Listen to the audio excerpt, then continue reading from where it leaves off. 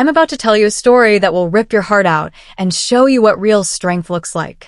Because 3 weeks ago, as I walked into the bar just outside the base, the noise barely settled before a voice cut through everything. "What's your call sign, rookie?" The SEAL Admiral boomed across the bar, loud enough for every man in uniform to turn and stare at me. He smirked as he stepped closer, tapping his ring against a glass, so the entire bar turned their heads, waiting to watch me get humiliated. Then, he brushed a loose strand of hair behind my ear like I was some lost intern. "Tell everyone, what do they call you?" He didn't stop there. "Be honest, they didn't actually trust you with a real call sign, did they?" Laughter erupted.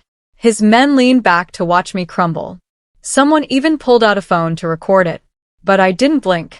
I set my glass down, stood up straight, leaned in so close he could feel my breath on his ear, and whispered the one call sign he never thought he'd hear from a woman. Viper 1. His beer slipped, shattered on the floor, and the entire bar rose to attention, chairs screeching, jaws dropping, silence choking the air. Before I tell you the truth behind that moment, please like this video, subscribe, and comment where you're watching from. You want to know what real silence sounds like? It's the moment when 30 hardened warriors suddenly realize they've been staring at a ghost. Because that's what I was to them, a legend they thought was just another war story told around campfires and in ready rooms. The Admiral's face went white, and I mean paper white, like all the blood had drained straight out of his head and pooled at his feet with that shattered beer glass. His SEALs, these men who'd probably never shown fear in their entire lives, shifted from cocky mockery to something I hadn't seen before. Disbelief. Raw, unfiltered disbelief. One of them, a kid who couldn't have been older than 22, whispered under his breath, "That can't be her. Viper 1 isn't real." But I was real. I was standing right there, watching grown men who'd survived hell on earth suddenly look like they'd seen a ghost walk through the door. The curious stares spread across that room like wildfire, and I could feel every single pair of eyes burning into me, trying to reconcile what they were seeing with what they thought they knew. The Admiral took a step back, and his hand, this man who'd probably never trembled in combat, was shaking like a leaf in a hurricane. Because they all sensed it.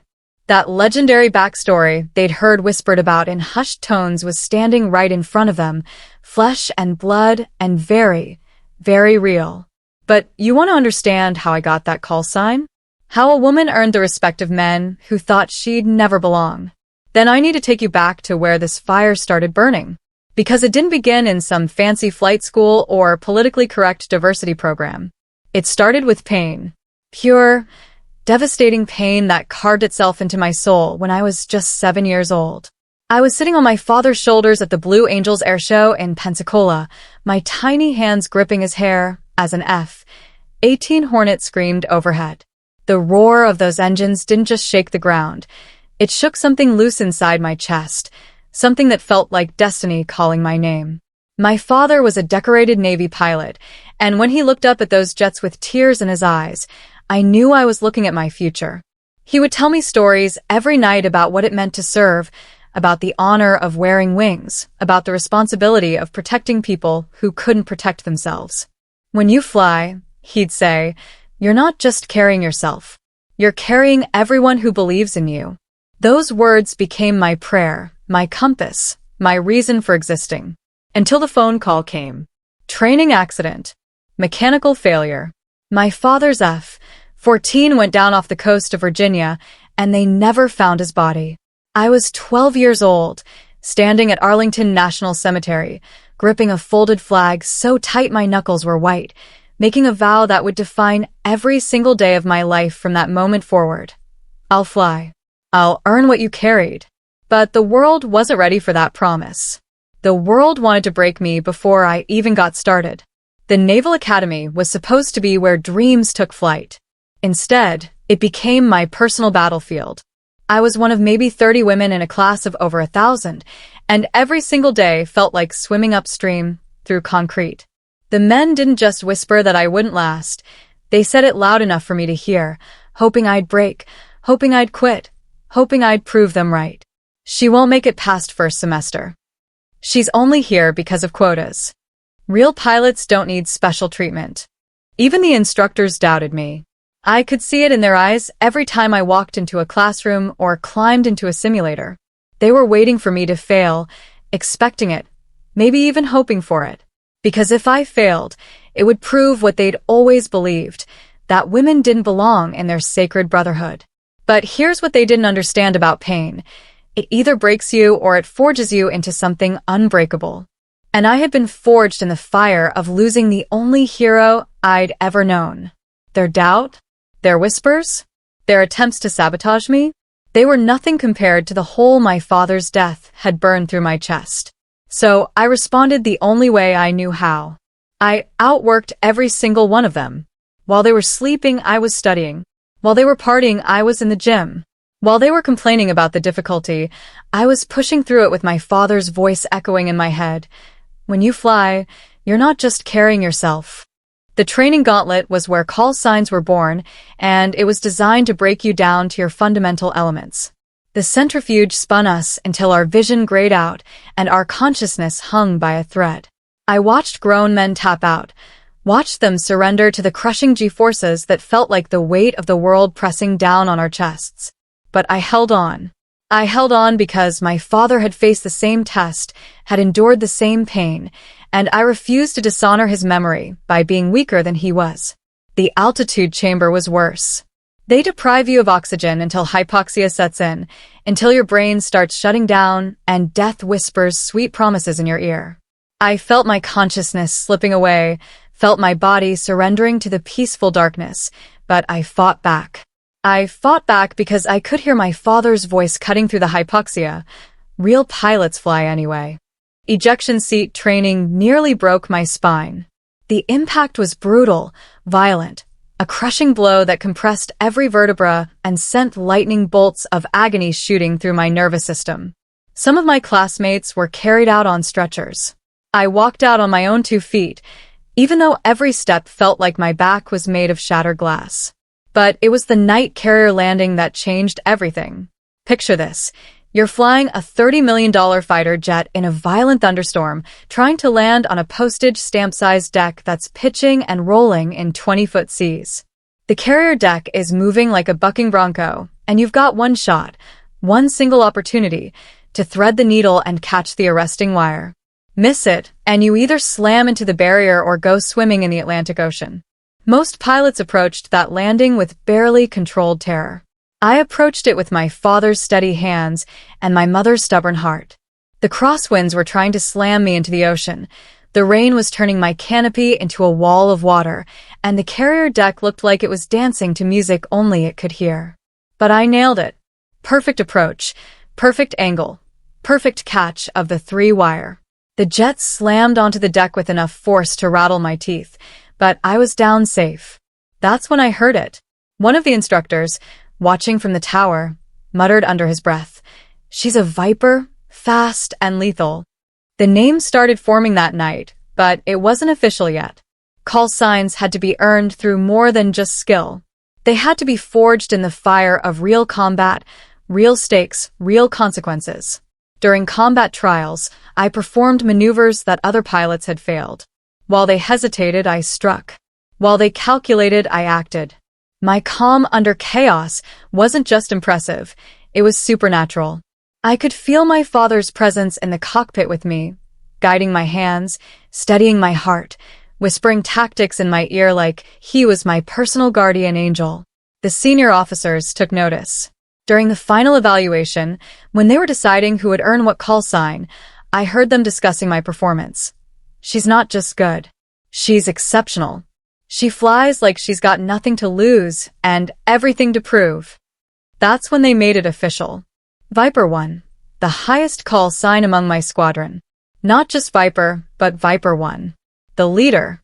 The best. The one other pilots would follow into hell if necessary. But legends aren't born from training exercises. Legends are born when everything goes wrong, and someone steps forward anyway. The call came on a November night that was already cursed from the beginning. A high-value mission had gone sideways in Helmand Province. A SEAL team was pinned down in a narrow valley, surrounded by insurgents who had them outgunned and outmanned. The weather was making flying nearly suicidal. Sandstorm conditions, zero visibility, winds that could slam a fighter jet into the mountainside without warning. Other pilots looked at the mission parameters and declined. It's suicide, they said. No one can fly in those conditions. The risk is too high. We'll lose the pilot and still not save the SEALs. But I could hear my father's voice cutting through their objections. When people need help, you fly anyway. I stepped forward and said the words that would define my entire career. Viper 1, ready to fly. The pre-flight briefing was grim. Satellite imagery showed the SEALs trapped in a kill zone with limited ammunition and no escape routes. Weather reports were predicting the storm would get worse, not better. Command was essentially asking someone to commit suicide for a chance. Not a guarantee, just a chance to save those men. Everyone in that briefing room was looking at me like I was already dead. But I wasn't flying for them. I wasn't flying for glory or recognition or to prove a point. I was flying because somewhere in that valley were men who would never see their families again unless someone was willing to risk everything to save them. As I climbed into my F-18 that night, I touched the photo of my father that I kept taped to my instrument panel. "Guide me through this one, Dad," I whispered. "Help me bring them home." The takeoff was violent. The jet was immediately slammed by crosswinds that tried to flip me upside down before I even cleared the runway. But I fought through it, climbing into a sky that looked like the mouth of hell itself. Black clouds shot through with lightning, wind shears that could tear an aircraft apart, and sand so thick it was like flying through concrete. The flight to the target area was a nightmare of turbulence and navigation challenges. My radar was useless, my GPS was intermittent, and I was flying mostly on instinct and dead reckoning. But I could feel my father's presence in that cockpit, his hands steadying mine on the stick, his voice cutting through the chaos. "Trust your training. Trust your instincts. Fly the plane." When I finally reached the valley, the scene below was pure chaos. Muzzle flashes lit up the darkness like deadly fireworks, and I could see the SEALs' position being overrun. They were fighting for their lives with everything they had, but they were outnumbered 10-1 and running out of ammunition fast. That's when the bullets started flying at me. Picture this. You're flying a fighter jet through a narrow valley at 300 feet, trying to provide close air support while enemy fighters are shooting at you with everything they've got. Bullets are slicing past your canopy, RPGs are flashing near your wings, and every instinct in your body is screaming at you to climb to safety. But climbing to safety meant abandoning those SEALs. And I didn't fly all this way to abandon anyone. My jet took damage almost immediately. Alarms started screaming in the cockpit as hydraulic fluid sprayed across my instruments.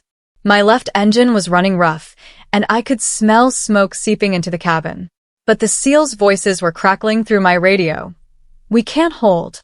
2 down. We need help." I ignored every evacuation warning my aircraft was giving me. I ignored the voice of flight control telling me to abort. I ignored every rational thought in my head and stayed over that kill zone, drawing fire away from the SEALs so they could move to safety. My plane was burning. I could see flames licking at my wing through the canopy. But I refused to leave. I made pass after pass, dropping ordnance on enemy positions, strafing gun emplacements, doing everything in my power to give those SEALs a fighting chance. That's where the myth of Viper 1 was truly born. Not in some classroom or a training exercise, but in the fire and chaos of real combat, when everything was on the line and someone had to choose between personal safety and doing what was right.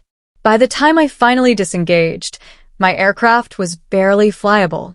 One engine was completely dead, my hydraulics were failing, and my fuel was running critically low. The flight back to the carrier was an exercise in controlled falling. I was gliding more than flying, nursing a wounded bird through a storm that seemed determined to finish what the enemy had started. The landing approach was a nightmare. I had one shot at catching the arresting wire because I didn't have enough power for a go-around. The carrier deck was pitching in heavy seas, visibility was near zero, and my damaged aircraft was handling like a brick with wings. But somehow, and I still believe it was my father's hands on the controls with mine, I caught the 3-wire. The jet slammed onto the deck, so hard I thought my spine was going to snap, but I was down. I was alive. And most importantly, those SEALs were alive. When I finally climbed out of that cockpit, I was shaking from adrenaline and exhaustion. My flight suit was soaked with sweat, my hands were trembling, and I could barely stand. But the first thing I asked, the very first words out of my mouth were, "Did they survive?" They did. Every single one of them. Because sometimes, when everything goes wrong and the odds are impossible, someone steps forward and flies anyway. The Medal of Honor ceremony was supposed to be the highlight of my career. Distinguished Flying Cross for extraordinary heroism in aerial combat. The whole 9 yards, dress blues, formal ceremony, speeches about courage and sacrifice. My mother flew in from Ohio, carrying my father's photograph like a sacred relic. But standing on that stage, feeling the weight of that medal around my neck, all I could think about was my father's voice. When you fly, you're not just carrying yourself. You're carrying everyone who believes in you. I realized he would be proud. Not of the medal, not of the recognition, not of the career I'd built. He'd be proud that when it mattered most, I chose to save lives over saving myself. He'd be proud that I kept the promise I made at his grave all those years ago. That brings us back to the bar 3 weeks ago. The silence stretched on for what felt like an eternity. The Admiral was staring at me like he was seeing a ghost, and in a way, he was. Finally, in a voice barely above a whisper, he said, "Helmand, November 7th. Were you?" I nodded. Just once. Simple. Clean. No drama. No theatrical gesture. Just acknowledgement. The change in that room was immediate and electric. The SEALs around us stood taller, their mockery replaced by something I'd never seen before, humbled respect. This wasn't the polite, politically correct respect they might show a female officer. This was the bone-deep recognition that warriors give to someone who has proven themselves in the fire. The Admiral's voice cracked when he whispered, "You saved us. You saved my team." I watched this man, this hardened warrior who had probably never shown vulnerability in his entire career, as his knees buckled.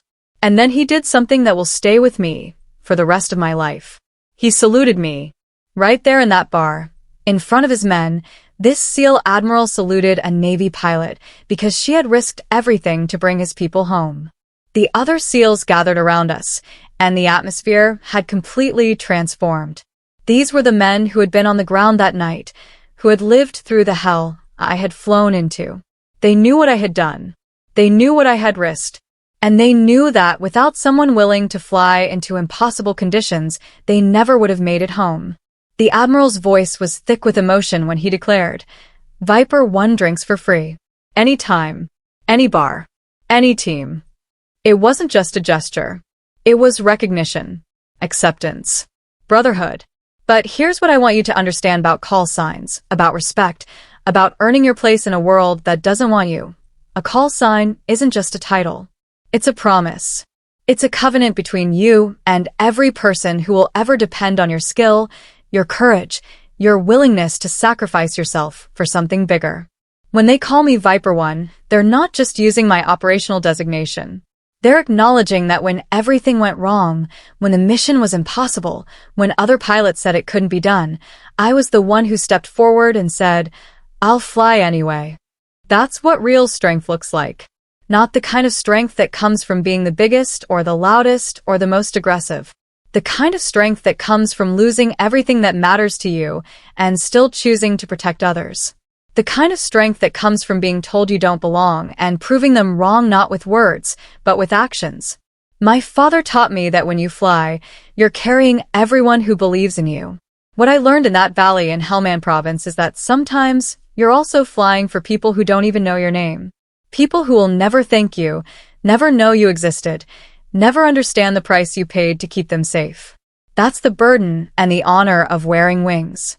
That's what it means to earn a call sign like Viper 1. It's not about being the best pilot or having the most kills or flying the newest aircraft. It's about being the person who shows up when everyone else says it's impossible. The pain in my chest from losing my father never went away.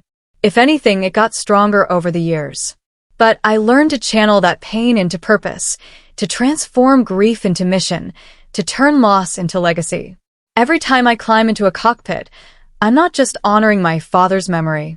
I'm proving that his sacrifice, his service, his love for this country continues through me. So when someone asks me about my call sign, when they want to know how a woman earned the respect of warriors who thought she didn't belong, I tell them this: respect isn't given. It's earned.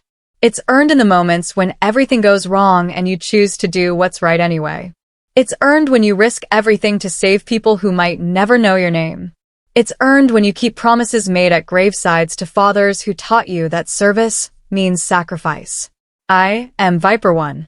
Not because I'm the fastest or the deadliest or the most decorated. I'm Viper One because when those SEALs needed someone to fly into hell to bring them home, I was the one who answered the call. And I would do it again tomorrow, and the day after that, and every day for the rest of my life. Because that's what my father taught me. That's what it means to wear these wings. That's what it means to keep the promise I made standing over his grave with a folded flag in my trembling hands. When people need help, you fly anyway. That's who I am. That's who I've always been. And that's who I'll be until the day they ground me for good. Tell me where you're watching from, and share your stories of veterans and heroes who inspired you. Subscribe for more stories of real bravery, because these stories need to be told. They need to be remembered. They need to honor the people who risk everything so the rest of us can sleep safely at night.